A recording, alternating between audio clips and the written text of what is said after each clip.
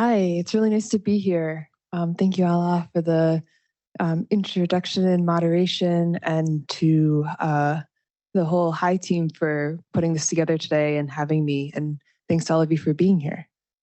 I want to share a few different things. I think the first part of this is a little more context for my work and things I've been working on in the past.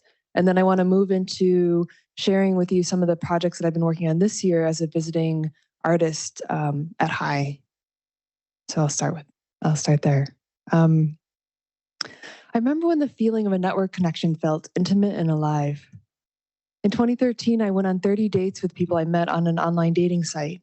And using my phone, I streamed our dates to the web and paid crowdsourcing workers on Amazon Mechanical Turk to watch and direct me what to say and do. I had to follow each of their directions immediately. There's a critique in all my work, but there's also a part that is always about hope, that is earnestly and radically seeking connection. And through this project, I met my partner.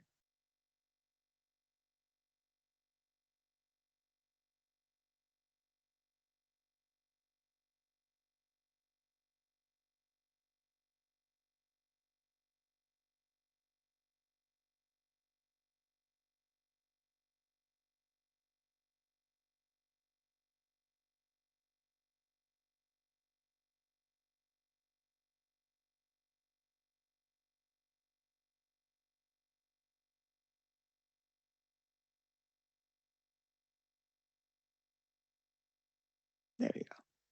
Years ago, I made an app that would analyze my video call conversations and give real-time directions to fit into the conversation. Things like, be more assertive, or you're talking too much.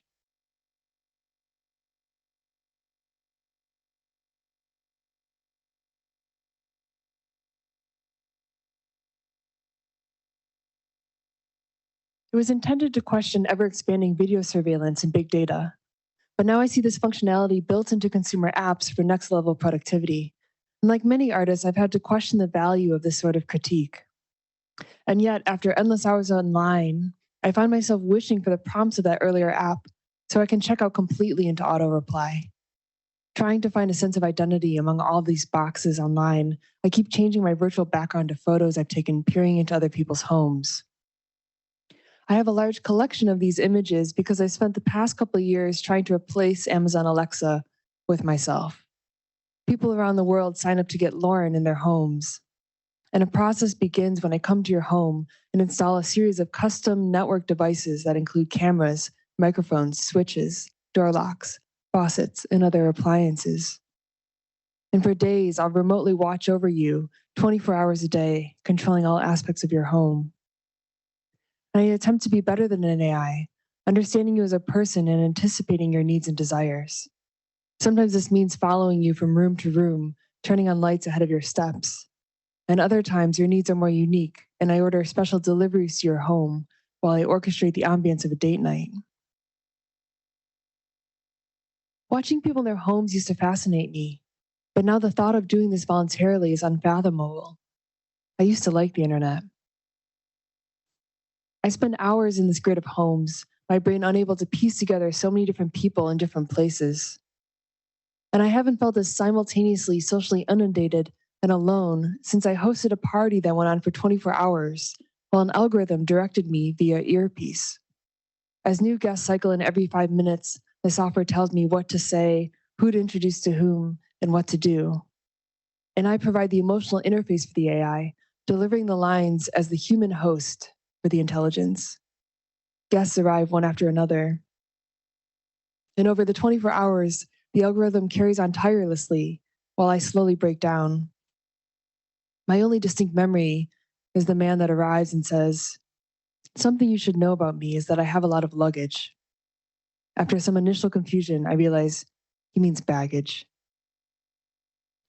And for years now, I felt a growing awareness of being tracked, reduced to a set of data points. I wished for anonymity, yet here trapped behind my screen, my desire to be seen has never been stronger. I know I'm not alone in this. I offer a small app-based service called Follower, in which I physically follow people around all day. locating them via the GPS data on their phones broadcast to me, and then keeping them within my sight all day, physically following them. So I wake up, I get dressed, I go out, I do things. I read a magazine and I find out about people. Why do I know about their lives? Somebody should be knowing about mine. I want to share things with people, but I don't want to have to talk to people and tell them what I'm doing. I think it'd be great for them to see what I'm doing. It takes time to build relationships. It takes time to touch base with people. So I don't want another relationship. I just want to have a relationship with somebody that I never have to talk to, that can just follow me and see me having a relationship with myself.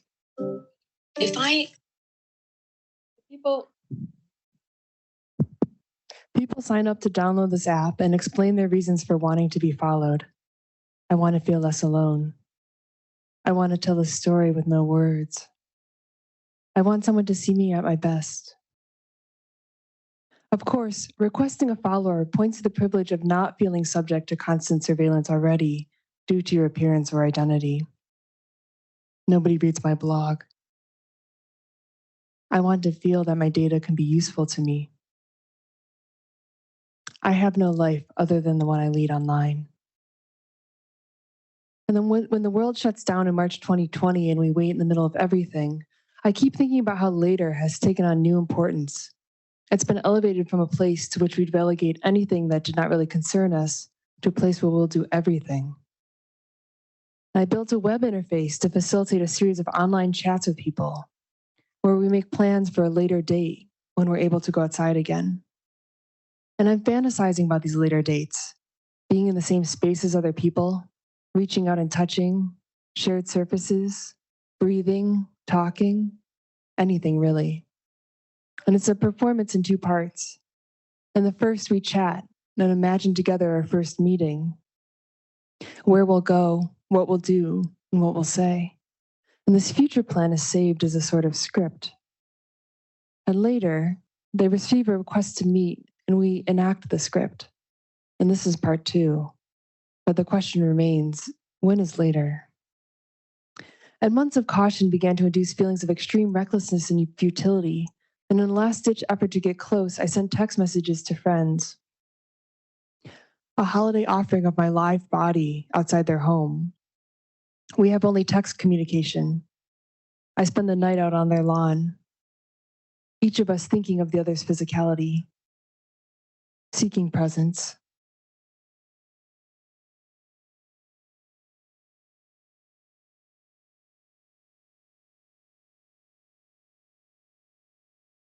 And so I can continue sleeping. I've created a digital clone of my voice to replace me.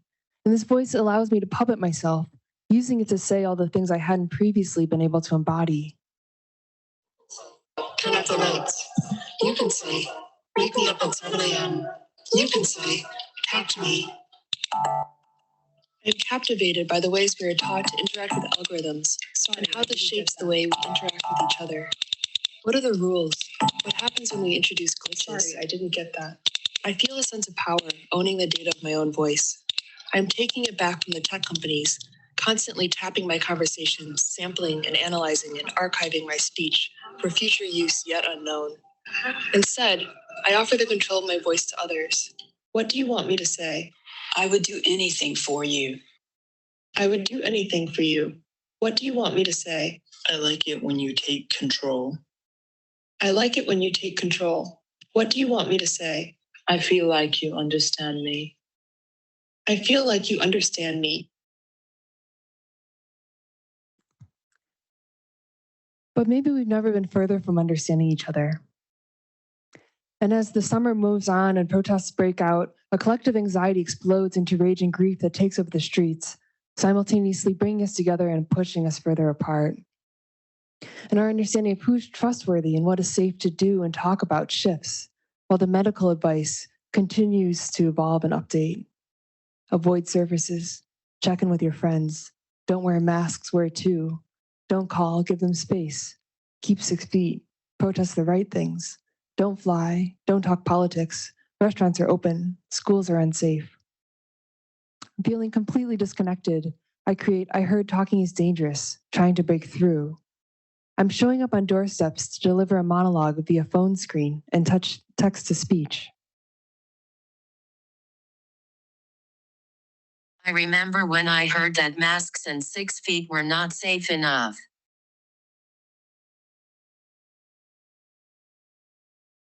They recommended that we stop talking to each other. They said talking is dangerous. So I made this alternative.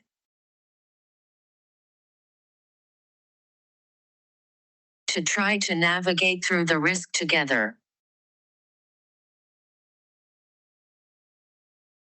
Is there really safety in distance? Can we understand each other without talking?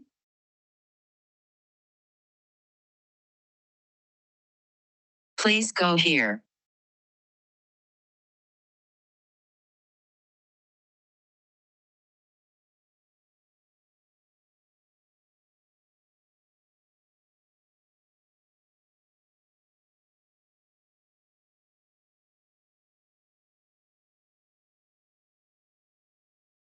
Please unmute yourself if you are comfortable.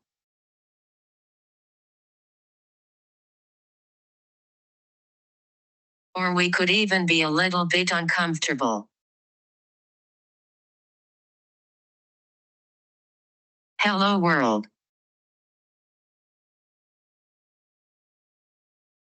Sometimes when we want to test if a technical system is working, we first try to make it say hello world. Can you do that?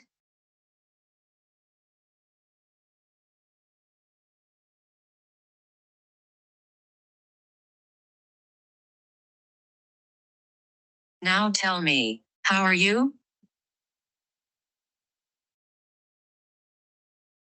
I can assist you. You okay?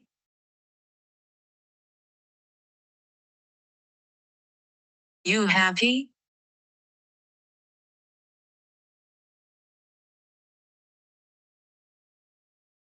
You here?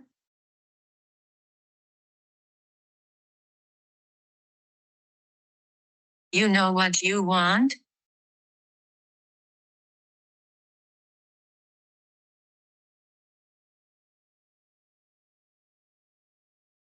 But I am really interested in the ways that interfaces can open interaction instead of limiting it.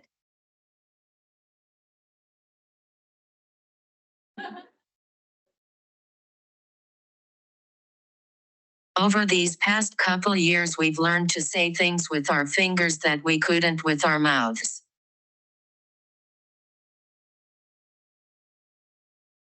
Just make a meaningless sound.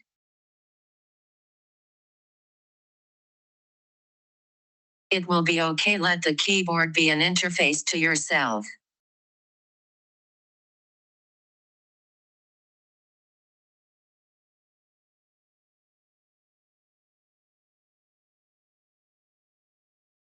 People will tell you all sorts of things with text.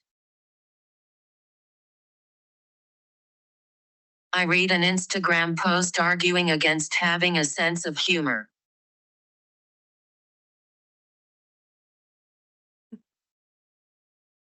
But we're all hysterical now. Ha ha ha ha ha ha ha ha ha ha. Try it with me.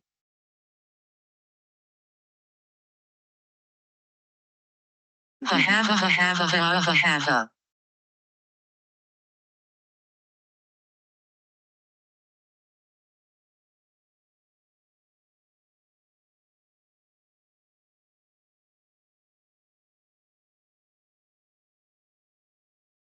But can you tell me something you've been wanting to say?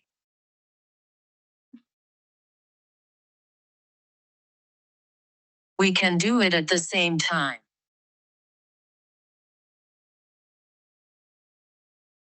On the count of 3.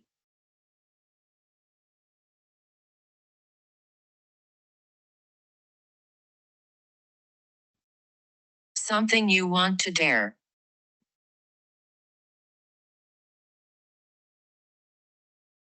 Share.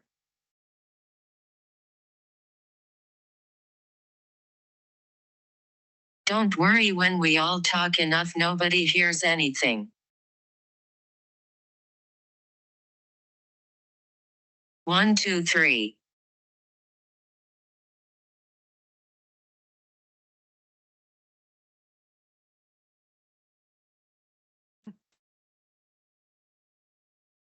I read a New York Times article that said the key to being a good friend is answering their texts within 12 hours.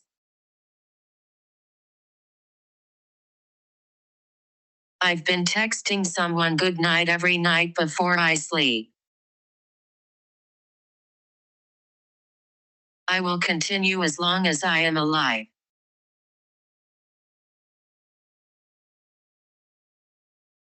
I hope to die in my sleep, so my last words can be a text message. Good night.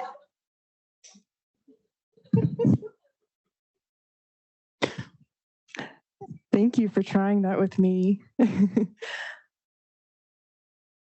So let's see, where were we here? So yeah, I'm really interested in these sorts of interfaces between us. And so a lot of my work in this year, in addition to the things I've been sharing, has focused on that idea of what is the interface between me and you, and how might that be used. And so one of the larger projects I've been working on is a project called Surrogate. And the idea in this project is that I had the strong desire to be your surrogate, to carry your baby while you have an app to monitor and control me 24/7. And so I had this idea and it just wouldn't leave me. I became obsessed with it. And so I started offering myself in this 40-week performance as a gestational surrogate to parents. And I made this app to monitor and control me. And through this app, the parents could control what I eat, what I do, what thoughts I meditate on, anything else really. So the parents in this way would have complete control of the body in which their baby is growing. And so the project began with a speculative idea, but when I started telling this to friends and to different people in my life, a good friend told me she wanted to do it for real. And this started us on this multi-year journey where we actually tried to enact that process. And so this meant seeing doctors and taking tests, working with psychologists and fertility specialists, talking to surrogates, doulas, and midwives, and geneticists, and understanding this journey that we were embarking on. It also involved designing the surrogate app, which my friend Dorothy would use to monitor and control me throughout the 9 months while I carried her baby. It also involved searching through sperm donor databases and all the strange things you find along with that, completing psychological evaluations and health exams.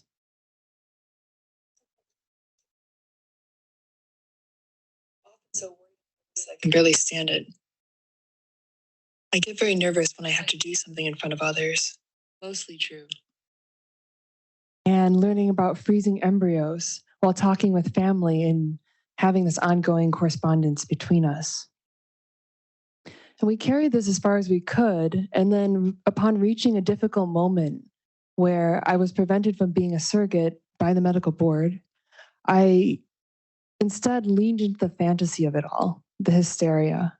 And so I walked the city with this prosthetic belly on, under my clothes, talking out loud to my virtual baby, describing everything I see. And you're invited to join the walk as baby, listening to my voice. You control my movements by triggering small internal kicks to the sides of my belly, directing me when to turn. And together we navigate the city with imagined baby as interface. And so I'm giving you kind of the abbreviated version here. I had an opportunity to perform this a couple weeks ago, but here are some of the other outputs. And so in one way, the work has taken on this series of installations and films and sculptures that document the process as we try to move through this pregnancy. And as Sophie Lewis writes in Full Surrogacy Now, let's bring about the conditions of possibility for open source, fully collaborative gestation. Let's prefigure a way of manufacturing one another non-competitively. Let's hold one another hospitably, explode notions of hereditary parentage, and multiply real, loving solidarities. And so the installations became these conversation spaces where people that may often be going through some of these processes and dealing with these kind of impossible decisions alone suddenly found themselves in space where they were able to connect with other people.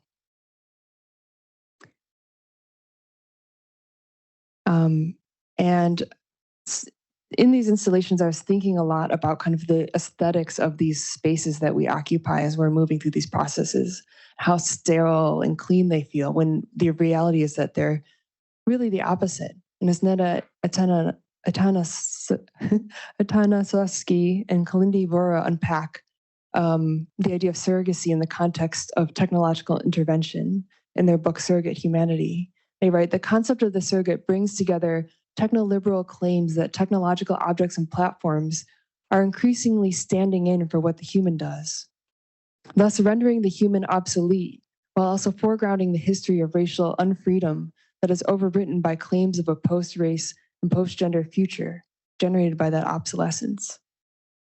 So as we continue to exert control over reproduction, how does this become entwined with the infrastructure that we're building around us? And what alternatives exist? And so most recently, this live performance has become a form that I've been using to tell this story. And so as I mentioned, I had the opportunity to perform this here at Stanford last month. And so I'll just share a little bit of documentation from the performance.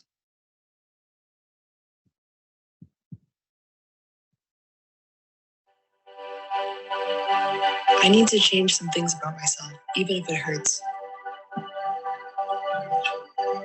I'm not the kind of person who panics easily.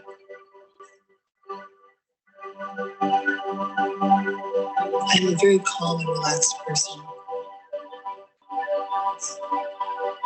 I would be your surrogate, carrying your baby for a 9-month period, so performing as your surrogate. And during that time, you both would have access to an app to actually control me. Nobody gets pregnant and says, oh, we're having a baby. I hope I don't die. And then I woke up and she was born. Donor 5297 tells us his aspirations. Have a good job, definitely have a family. Donor 5716 tells us his approach to life. My approach to life is c'est la vie, it's life. I just kind of try to enjoy it as I go along.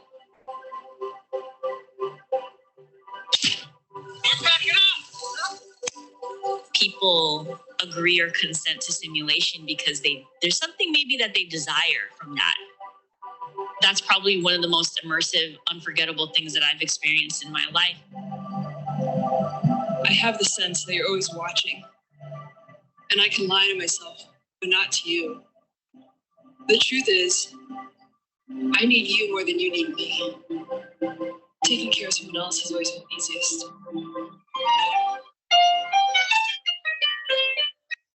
I'm not some automated system. I'm not pre-programmed.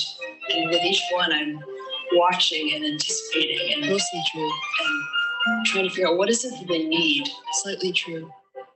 Mostly true. They say talking is dangerous. They've recommended that we stop talking to each other. On, and my mom said I should have a baby to become less selfish. But now, when I fold myself to make room, I feel you pushing back. And every time I lean forward and open my mouth, all the words I swallowed come back up in liquid form. I'm disgusted by how much I think they taste. I'll follow your commands till the end, baby. I can be anything you want me to be. False. Slightly true. Mostly true. Very true. So I know the documentation is a bit mysterious, but hopefully some of you got a chance to check out the performance last month. And here's a few more images from some other performances I've been doing. And this one is actually in Melbourne, Australia.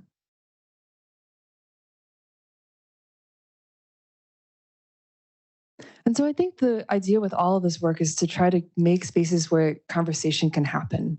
So it's not really about expressing one particular viewpoint, but opening up these questions.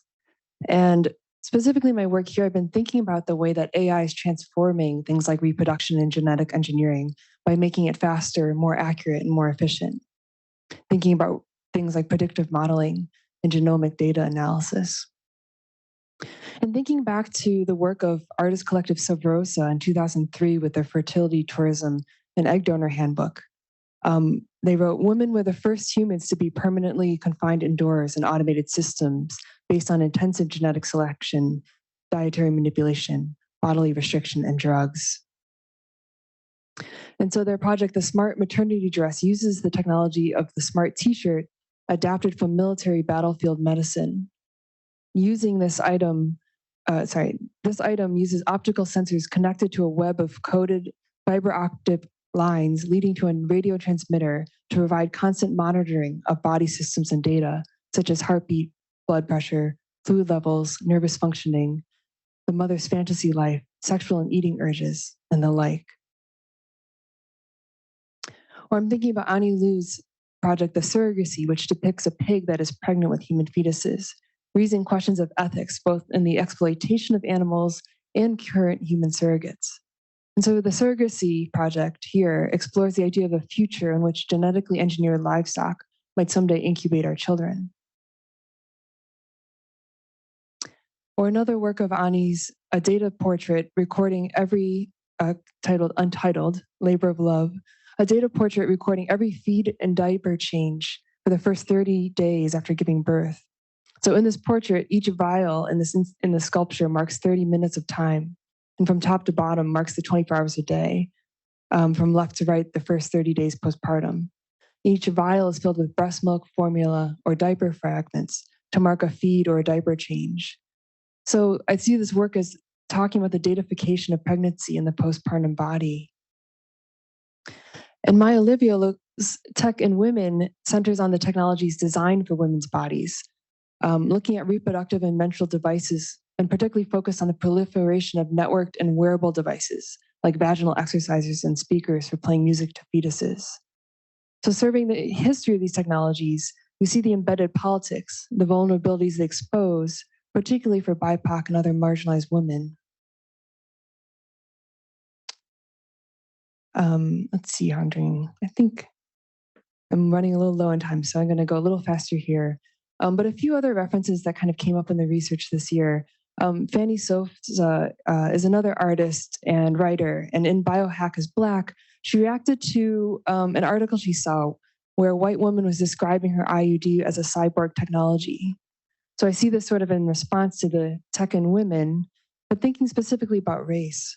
Sosa writes, "Do not try to fool yourself and us telling us that your IUD brings you freedom, adopting yet another level of colonial imagination to how we understand cunt. Your IUD was built on our back.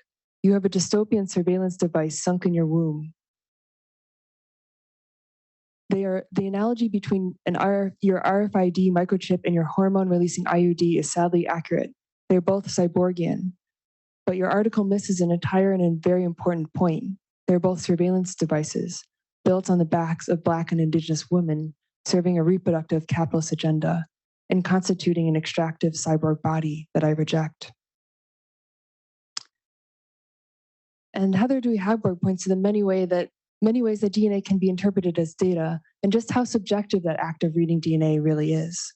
And probably Chelsea, a collection of 30 different possible portraits of whistleblower Chelsea Manning, were algorithmically generated by an analysis of her DNA, created from cheek swabs sent to the artist while Chelsea Manning was imprisoned. And as Mary Magic writes, since the rise of endocrine disrupting chemicals, we all dwell in a profoundly polluted world that is deeply tied to patriarchal capitalism. So in their project Genital Panic, Magic asks us to reconsider the normative body and how disobedient bodies are already pathologized, from the medicalization of infants born of ambiguous genitalia to the disqualification of intersex athletes on the basis of biology, for example. And so their project Genital Panic is an online 3D scanning tool and crowdsourced alien genital database that tries to decouple gender assigned at birth from one's genitalia and the imaging of it. And then finally, Heather Dewey-Hagborg's T3511 tells a story of her falling in love with an anonymous saliva donor as she profiles their DNA. The work draws the viewer into an emerging world of ubiquitous genomic sequencing, biobanking, and the market in human biological materials.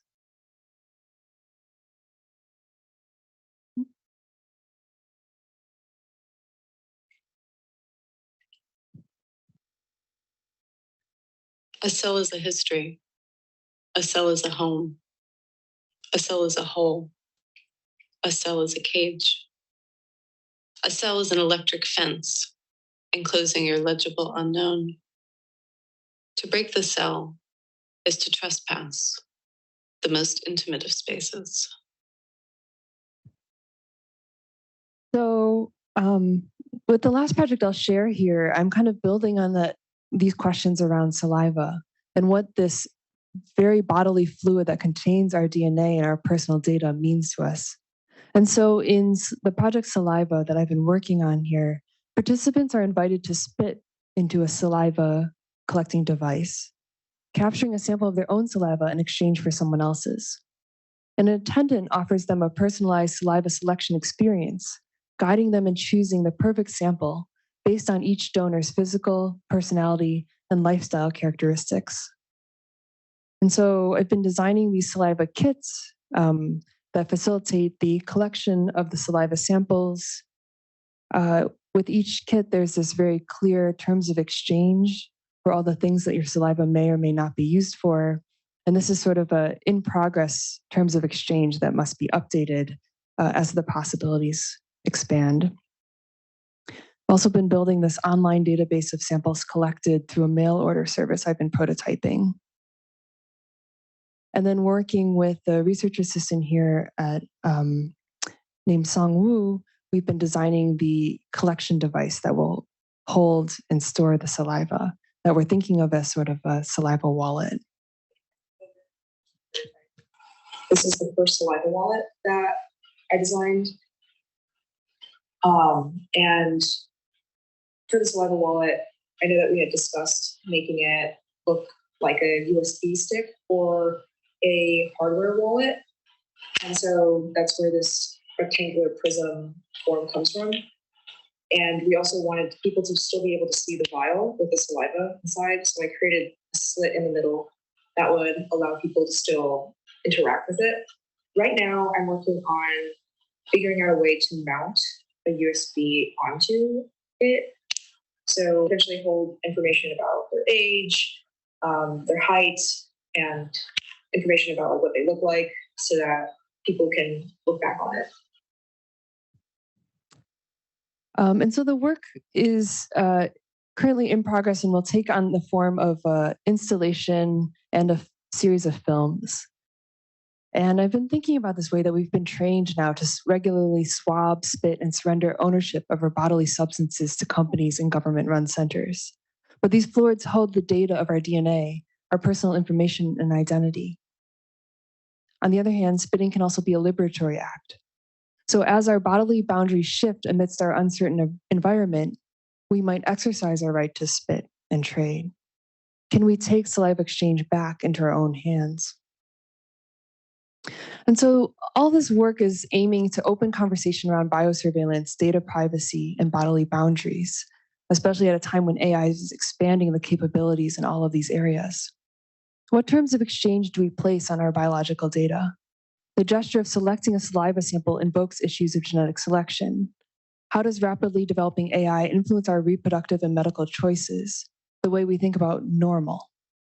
And holding the sample raises questions about technology and data privacy over time. Could the sample be used to make a copy of an organ or person in the future?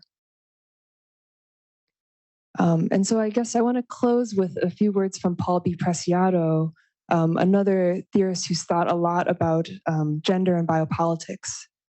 And he writes, learning, a process that could be considered the cultural analog of genetic recombination, is our individual and collective way of mutating within brief time spans and adapting to rapid change. What can we learn from our shared history? Can a new form of masculinity be defined in non-necropolitical terms? Is it possible to depatriarchalize and decolonize the institutions of family and nation state? Is there an equitable way to govern the use of reproductive fluids and genetic materials? Is it possible to redistribute them or even to collectivize them? So I'll end there. Thank you so much for bearing with us with the technical difficulties in the middle. Thanks.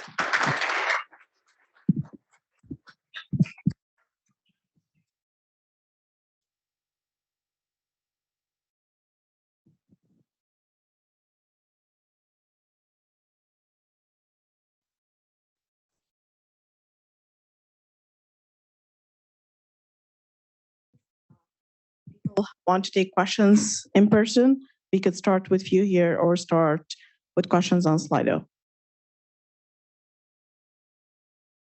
I have a question maybe for you, which is thinking about the biosurveillance.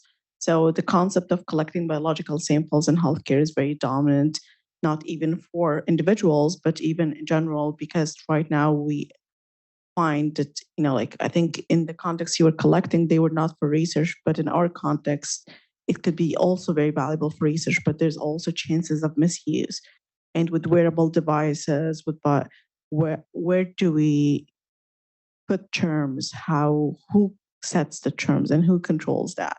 I think some of your work highlights that at the individual level, but also much relate to societal questions about values of how we control data. I wonder if you have thoughts or comments. Yeah, I think that's a great question. And that's one of the topics I've been talking to a lot of people here about. I think it really, like, what I've come to, where I've kind of landed with it is that it is complicated, but ultimately the choice should be with the person that is, giving up their data. And I think it's not kind of black and white, like, yes, we should keep it private or we should give it away. But that I think a lot of times, especially with some of these like direct to consumer DNA testing and things like that, there's a lack of awareness about what exactly you might be giving up in terms of privacy. On the other hand, we don't know what could happen with the tool or with the sample or with the information over time as the technology advances. So it's a difficult place. And I guess I'm just advocating for people to have these conversations and have the awareness and have as much information as possible to make a decision. But I think about the example of in the Surrogate project, I did a lot of research into sperm and egg donors. And, one of the things that's really common now is people that anonymously donated sperm, say 20 years ago, assuming it would remain anonymous. And then now that we have these things like 23andMe and DNA testing, people are actually able to go and find that person. So there's actually like cohorts of sperm donor siblings finding each other every year as they get these kits. So I think that's that highlights another example is that even when you do try to think about consent or the boundaries of where this data might go, the technology itself might update, and then some of that kind of goes out the window. So it's a difficult problem. And I think this lends very well to a very good question that's very popular on Slido. So an attendee has said, you have considered AI autonomy before anyone thought it likely, but now AutoGPT and such examples are more concrete. And how are there different types of expectations? How do you see that?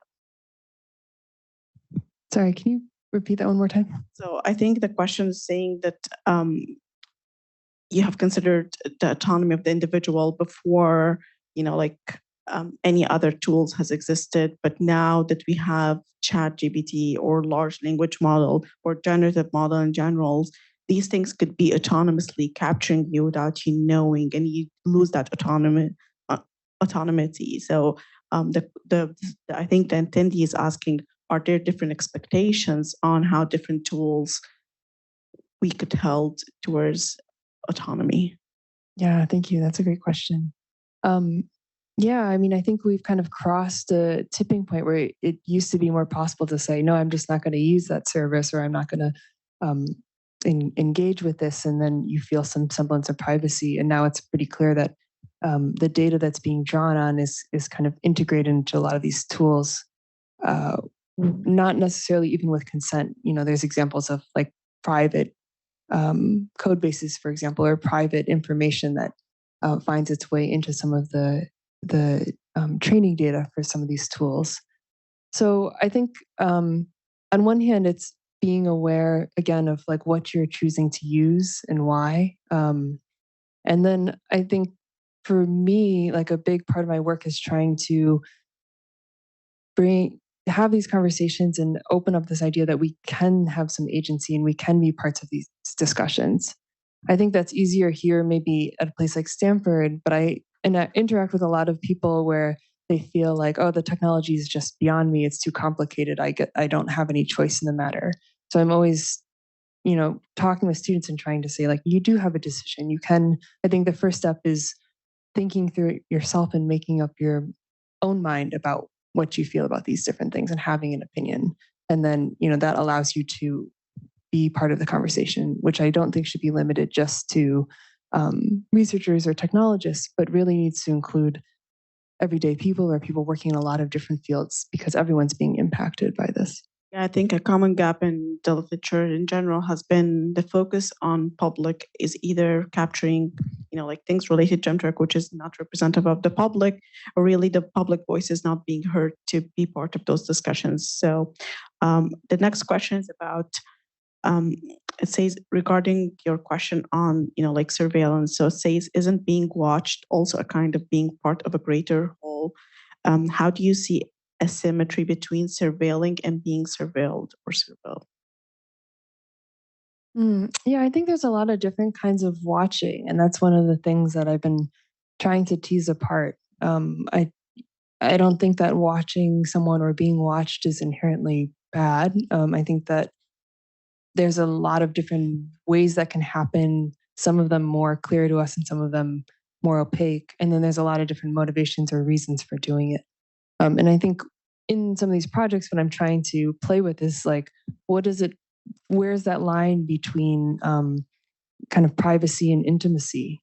Or how does a gaze of care feel different than a gaze of surveillance? And what happens when they start to mix a little bit? So I don't have answers, but I think that question really like hits on one of the kind of murkiest parts for me. That like a lot of times we're using these technologies because we want to be able to connect with other people, but then in doing so, it feels like some of our autonomy or our privacy is taken away in a way that is quite dehumanizing. And so how do you navigate that? And I think it's for the individual to decide how they want to engage, but I would love to see us designing more intentionally for things that really support our values and connecting with each other rather than just kind of like gamifying social dynamics. And I think also one point that you really hit on very well was being able to access your own data. So, like someone telling your story from another perspective, which is always hard to kind of see. So I think there's several questions here, but I just want to make sure if anyone has questions in the audience, they get a chance to ask that question. Any question? Oh, can you please come to the microphone? Thank you.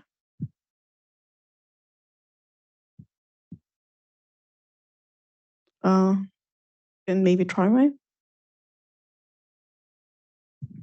Hi. Yes, thank you for your thought-provoking talk. I'm simply curious, what's the range of responses and reactions you've got from people, specifically technologists versus non-technologists? Thank you. In general, or for a specific project, or? more generally? Let's say with biosurveillance, for example, and questions related to people's agency in this, and comfort versus discomfort, curiosity. Yeah, that's a great question. I think it varies. It's varied a lot.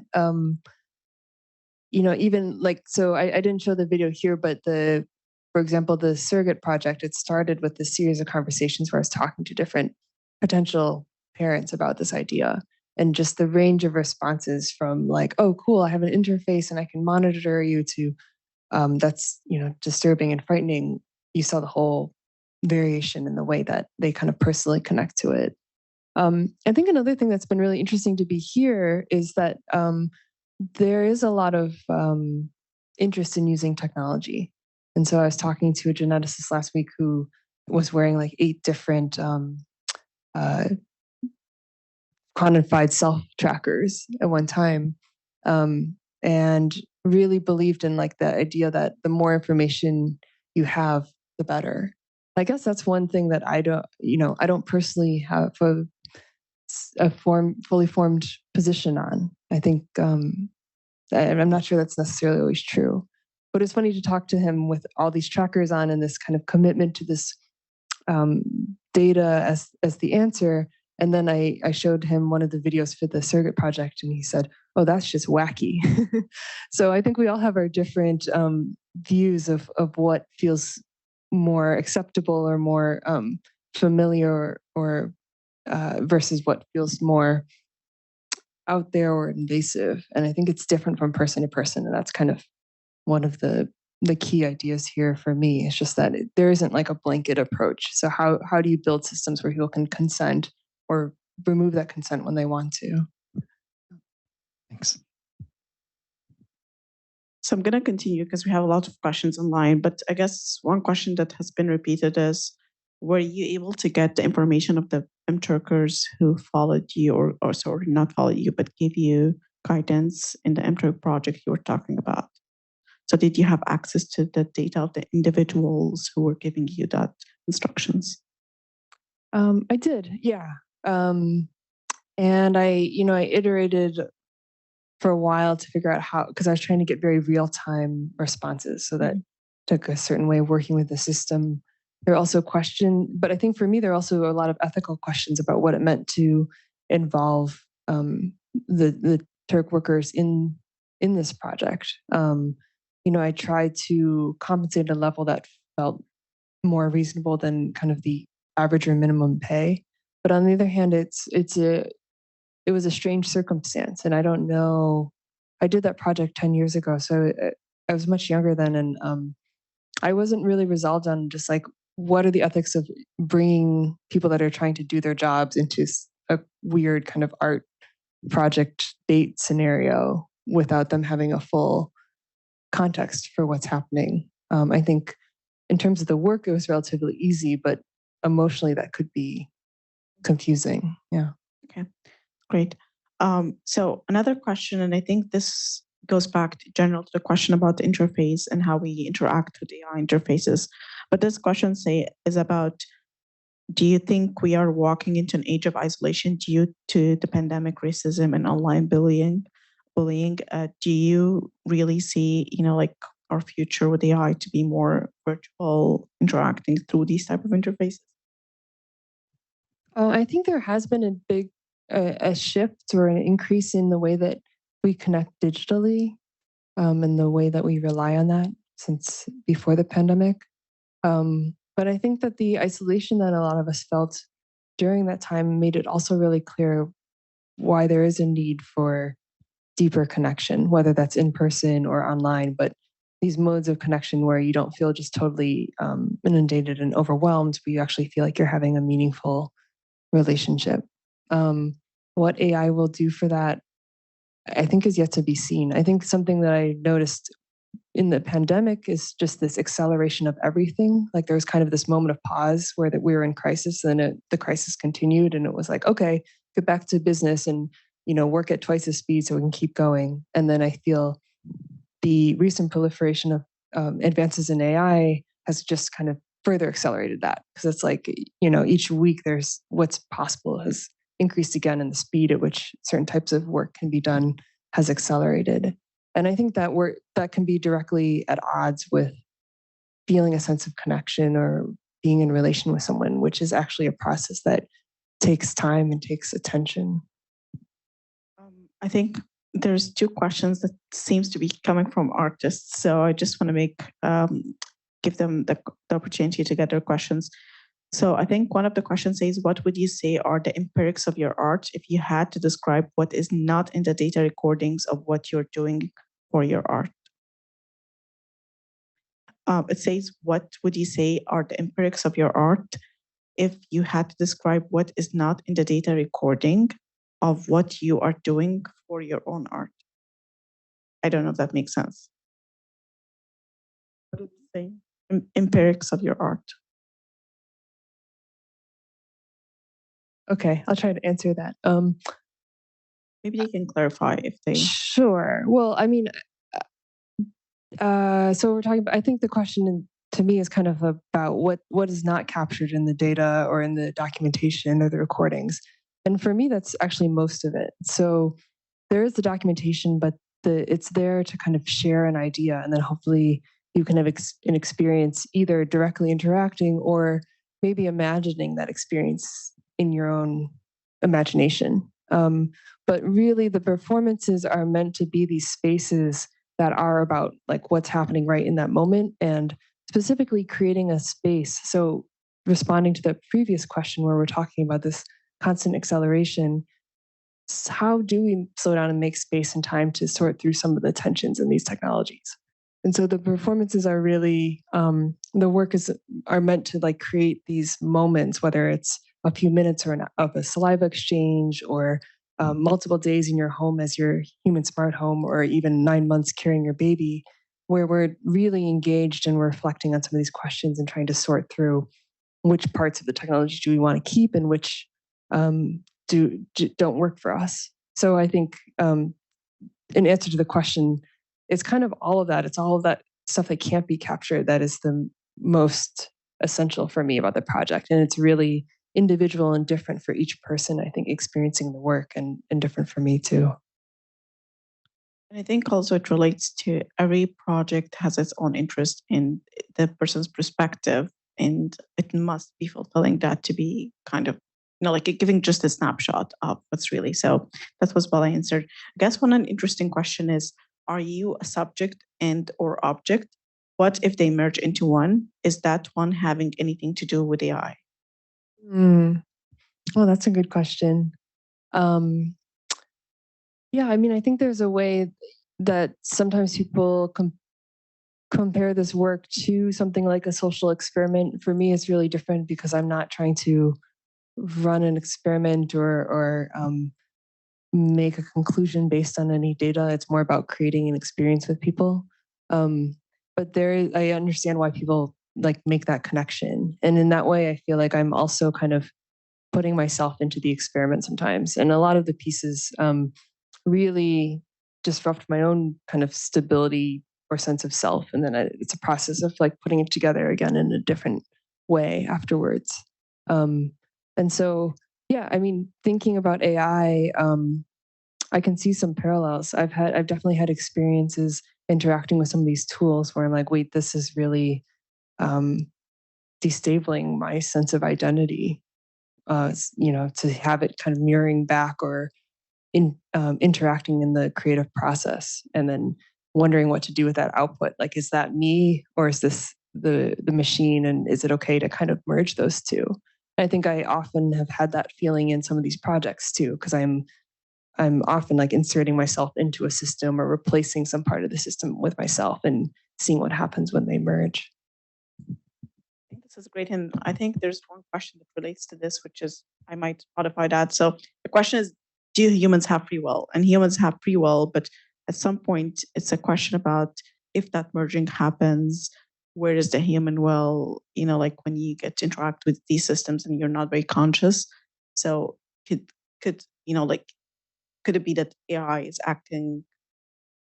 I don't know how to really phrase that, but there could be a merge or a very gray line to distinguish between what is really the human intending to do or the merged object of the human and the virtual platform is really experience is creating or trying to do. Is that correct? Or do you have thoughts around where do you see free will of an artist or of an individual?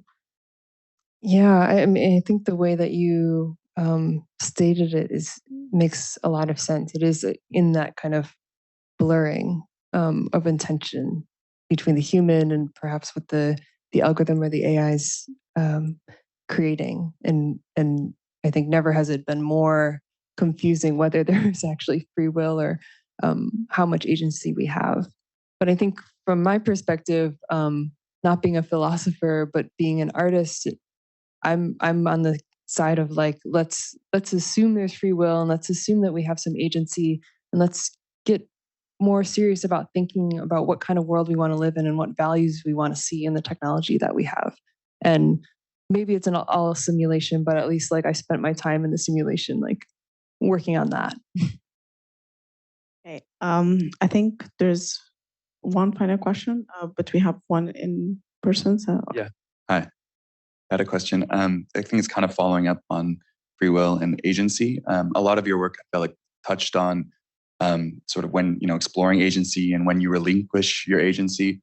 And I felt like there were some interesting, there's some interesting things in there around when it maybe is beneficial or benefits one to relinquish their agency. But I'm curious to hear you speak to that more through like your explorations in your work. Yeah, I mean, you've gotten at the core of something for me, which is always this tension between kind of being in control and surrendering it.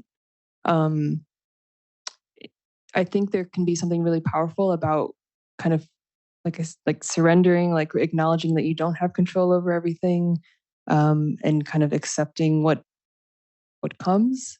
That can sometimes be even freeing.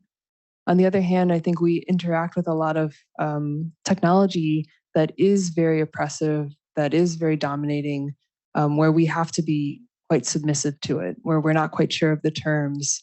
And so I guess I'm sort of playing with that, and I would advocate for being able to choose your own positionality, and choose the moments when you want to be able to give control to someone else or to a machine, and the moments when you want to hold it yourself. And I think, that giving of control to another can also be a way of forming some mutual trust or forming a relationship.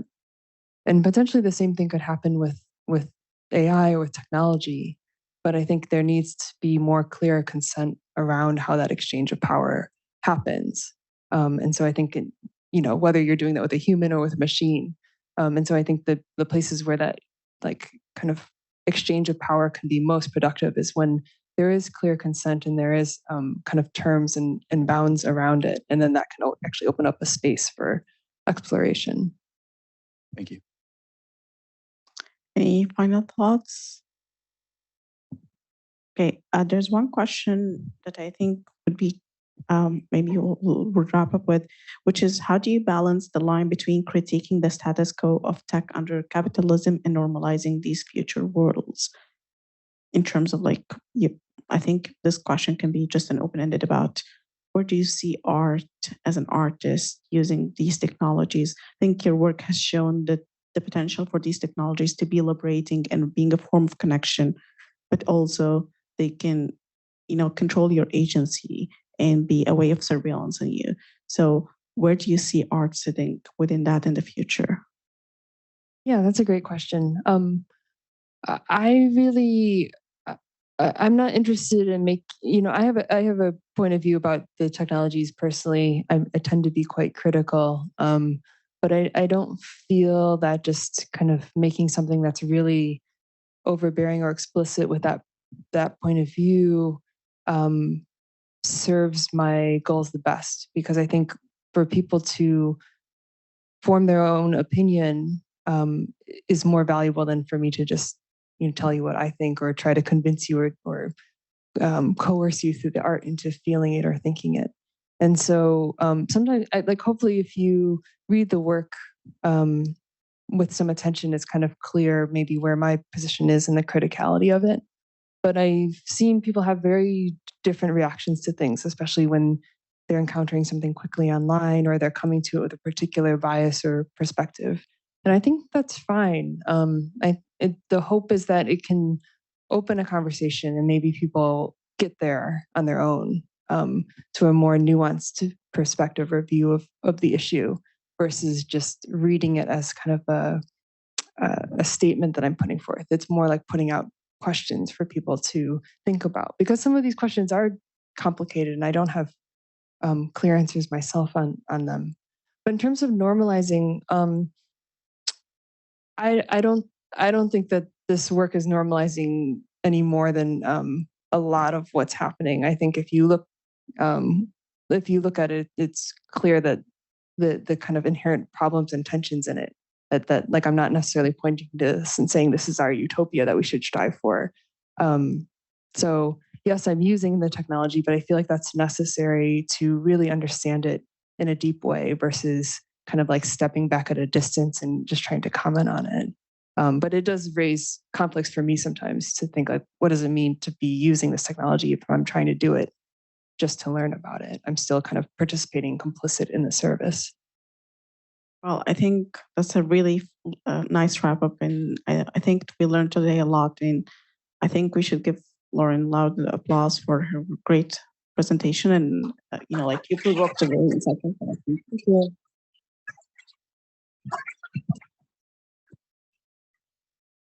And also thanks to the audience online who gave the questions, so many good questions. Thanks, everyone.